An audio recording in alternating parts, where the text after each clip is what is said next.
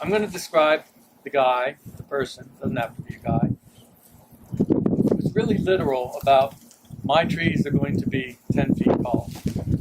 And that guy goes out every spring, and any branch that dares to go above that 10-foot line gets snipped.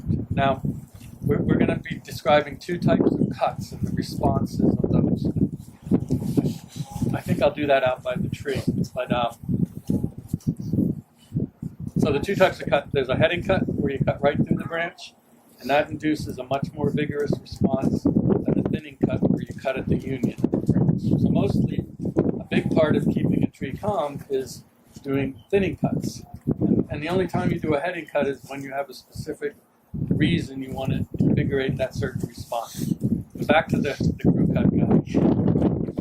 A tree, when everything is removed, what it still remembers that it's a tree. It wants to grow into the sunlight. There's a apical bud that wants to dominate the buds below it. It wants to reach up.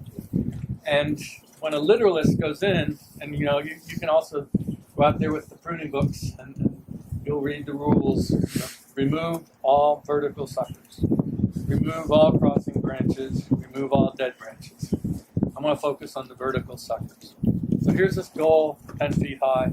Everything comes off. And so the tree, with nothing to feed its desire to be a tree, just responds with more vertical suckers. And that's your harvest. You don't harvest fruit, you harvest vertical suckers every spring. What you need to learn to do with that kind of response is leave 10 to 15% of the weakest suckers to have another year or two where they start to have some side branches down below. And that's the pruning cut like 2 years in the future. And that way you allow the tree to have some sense of growing up, but you don't just get into this routine of suckers, suckers, suckers. So that's an important element in terms of that idea of keeping a tree calm. I just was in an orchard a couple weeks ago down in Massachusetts, and it was 50 acres of trees that were planted in the late 60s, and they were mostly M7.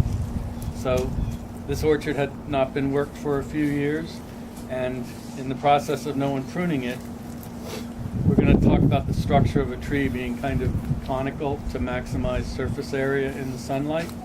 That's the central leader design. There's different designs we can talk about. But these trees had not really been pruned for a while properly, that they'd gotten top heavy. And so it was more like a can. Are you with me in picturing what I'm talking about? So in order to bring it back and get some of that top heaviness off so the bottom branches got light, they were doing, and mostly they had vertical suckers on the thing. I really like this woman's idea. They didn't have a lot of nice side branches to prune to.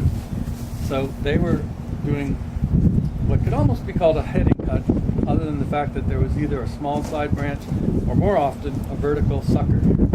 And her idea is that that's going to have fruit and it's going to flop over. Prop and flop. It's a new term for me. You ever heard that term? Prop and flop. Anyway, it sounds really severe, and the pruning there is harsher than I've ever seen anywhere. But I can see how it's going to work in terms of trying to bring these trees back into production, because they've been out of production for several years. So some of you with that big, way overgrown tree, and yours are all neatly pruned, so I'm not going to see big, way overgrown tree. The process of bringing back an old tree, renovating an old tree, involves, if that tree had been pruned previously, there is a tree structure there. Maybe some branches have died, but often what takes place is those suckers, which in one year are vertical whips, the next year have some side, they become like miniature trees that grow on the old structure of the tree. And if you study that tree maybe has gotten to 25, even 30 feet tall. If you study that tree, and it was worked previously, you can kind of see that 3 or 4 major cuts are going to open up the tree more to light. And that light, in turn, is going to induce a lot of suckers. So right now I'm on the subject of calm. when we prune now, there's a much more vegetative response to those cuts than when we summer prune.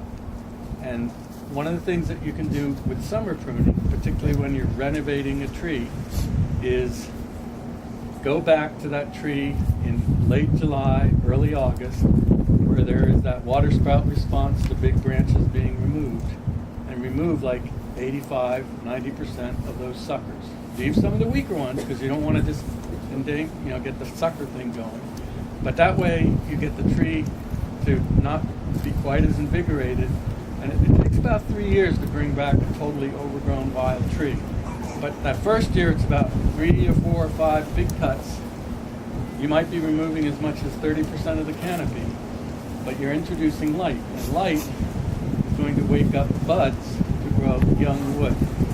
There's this, I wish I could be like a tree in this respect, in that there's this old trunk, there are these old limbs, but when a bud pops out, it's young wood.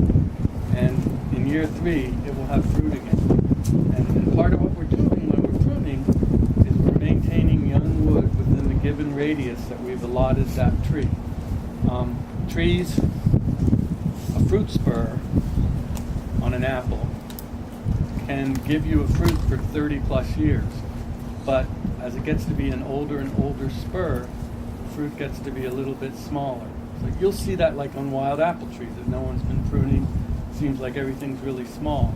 But when you open up that tree and it gets young wood back in there, you may see a much larger apple.